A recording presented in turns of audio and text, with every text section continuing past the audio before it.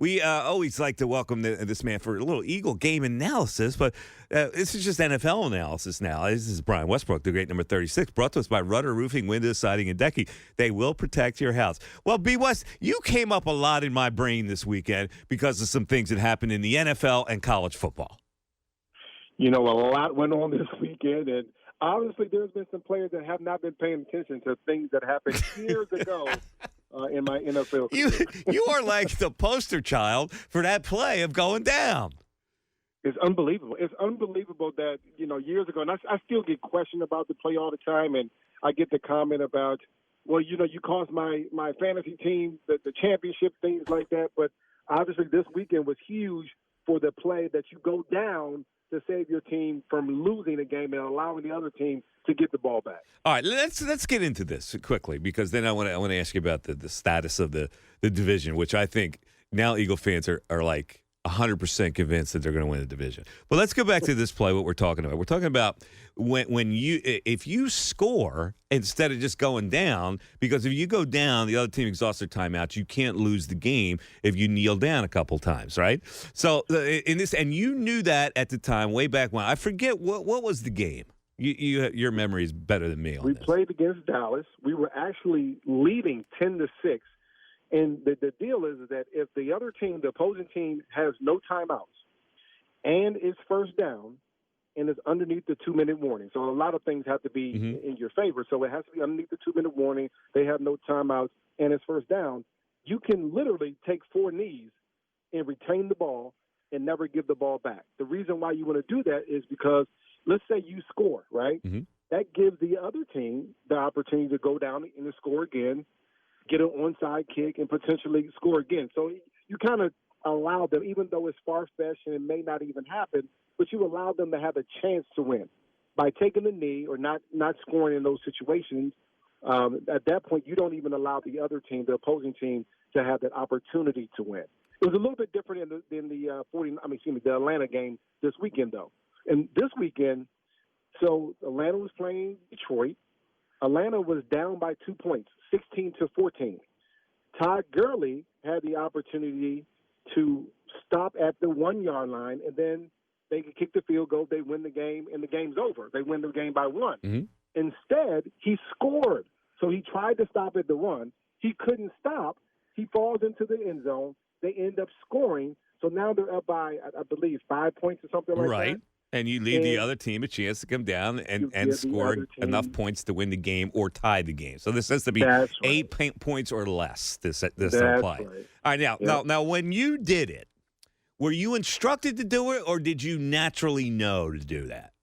So, no, that's one of those plays that during minicamp and OTAs, you're instructed, you go through, situational football. Okay, if this happens and all these things happen, and one of the good things we had was John Harbaugh, who was really, really good at situational football. And so we've gone over those types of plays. Now, we're in a huddle at that time, and John Runyon does remind me, he's like, Wes, if you break it, just go down. Now, here's the hard part. Your natural instinct, everything that you've learned throughout the course of your career is to score, period, no matter what. If you have an opportunity to score, just score. So to be able to stop your momentum and to be thinking instead of reacting in the middle of the play is very rare. Luckily, it worked out for us, and we didn't obviously give the ball back to the Cowboys at that point. Yeah, it was obviously the smartest thing to do, and you were the author of it. And, yeah, Tyrone he reminds me that was the game.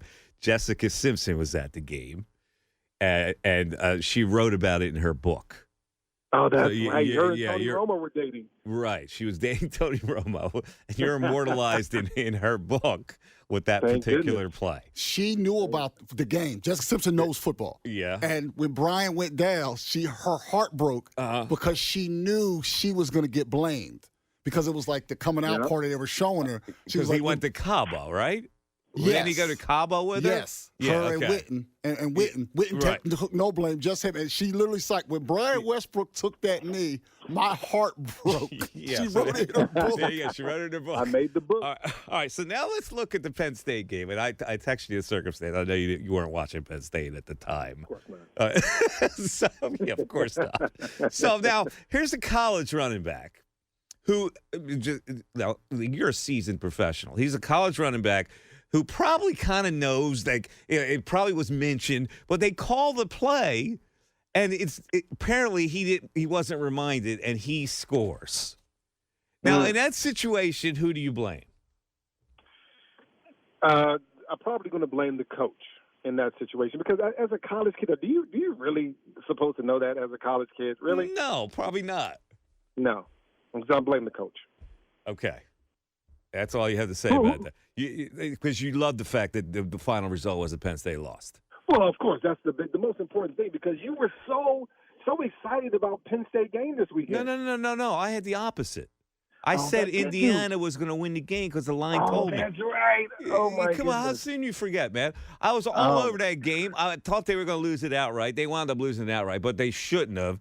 It was ridiculous what happened in that game. So I'm just. They should have won the game. That's right. Well, yeah. I can't imagine that a coach would call a play and not, since he's talking into the kid's helmet, remind the running back not to score.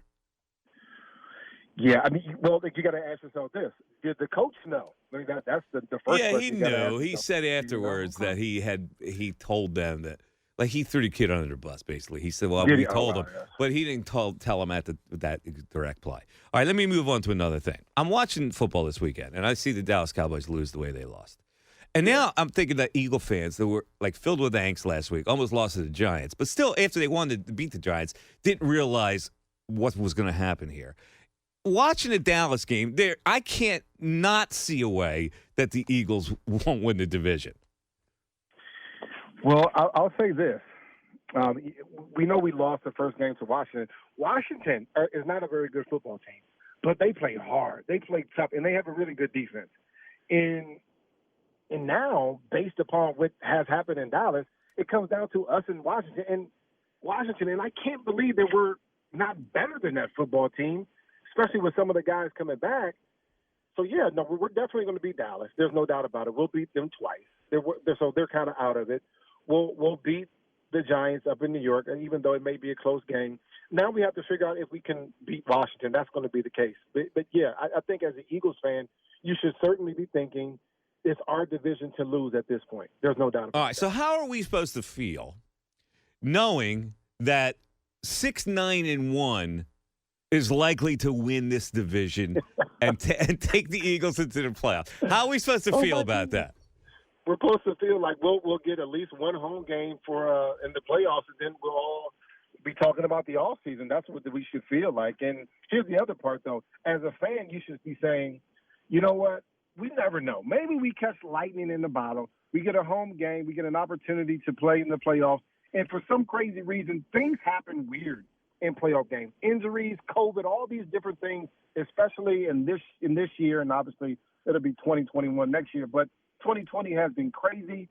We never know what can happen in a playoff game, any given Sunday type of deal. And as long as we get in, we got a chance to win. That's what Eagles fans should be thinking. Okay. All right. Do they really have a chance to win game one? No. not they have a chance to win game one at home. I don't think so. I don't know. I guess it depends who you play. You could be playing against Nick Foles and the Bears. You never know. Any given Sunday, things can happen. And in this league, especially when turnovers are involved, you have an opportunity to win. You get a team on the road. It's cold here in Philadelphia. Mm-hmm. Maybe that team is not used to the cold weather. You got an opportunity to win a game. So there is a chance. You certainly have a chance, but is the odds in our favor? I would say no. All right. Let me end it with this. You went 2-1. You keep having these winning records, which I don't understand because the law of averages says you'll go 0-3 or 1-2 one of these weeks. Well, I should have been 3-0. Can stop. If Todd Gurley stops at the doggone 1 yard line, I go 3-0. So that's what that's what you're mad at because that's the text I get from you. Yeah. It's all about you all the time, or whether you can go 3-1 or 2-1. Oh, I mean, 3-0 or 2-1. No doubt. But let me counter because you took the Steelers. Now that kid's lining up for the field goal. Were you watching the field goal at the time? Did you think that was good? Because if that's good, you lose that game. Tennessee goes into overtime and beats that team. I wouldn't guarantee that, but yeah, you had a good chance because the way that the Tennessee Titans played in that second half, they looked really, really good, and that defense of the Steelers didn't look as strong. especially in that second half. Yeah, I had a vested interest so here. you'll take it 2-1 and you'll gloat about it. And I need a win tonight. So how do you feel about the Rams-Bears tonight? Who do you have tonight? I have the Rams -6. No. I think the Bears win outright. I'm telling you this. Nick Foles has been crazy. It's just Nick Foles has been. This is where Tyrone. This is where I double the bet. I'm trying to tell you. Go ahead. Bears win outright. That defense getting after Jared Goff, I'm telling you, he's going to have a hard time. Jared Goff's going to have a hard time tonight. You're going to be so upset. Matter of fact, I'm going to be texting you throughout the entire game tonight because of this. Because of this situation. I'm glad you reminded me. That's not happening tonight. The Rams will win this game easy. But thank you for your support. I appreciate it.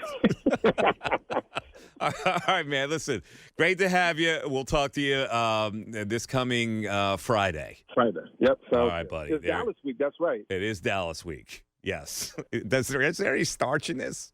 Dallas week? No. Yeah, they're starting my man Ben DiNucci. Yeah. You know, Good luck to that guy. He played at your level in college. Don't shortchange him. No, I don't shortchange him. We got to look at his experience, how much he's played. Uh-huh. But yeah, I think we should get after him just a little bit. Did you guys beat JMU when you played him back in the day? We did, but always pretty good. JMU always had a really tough game. Yeah, they're good. Always pretty good. Yeah. All right, man. Talk to you Friday. Right. There he is, Brian Westbrook. He is brought to us by Rudder Roofing. Mike Missanelli, afternoons from 2 to 6 on 97.5 The Fanatic, Philadelphia.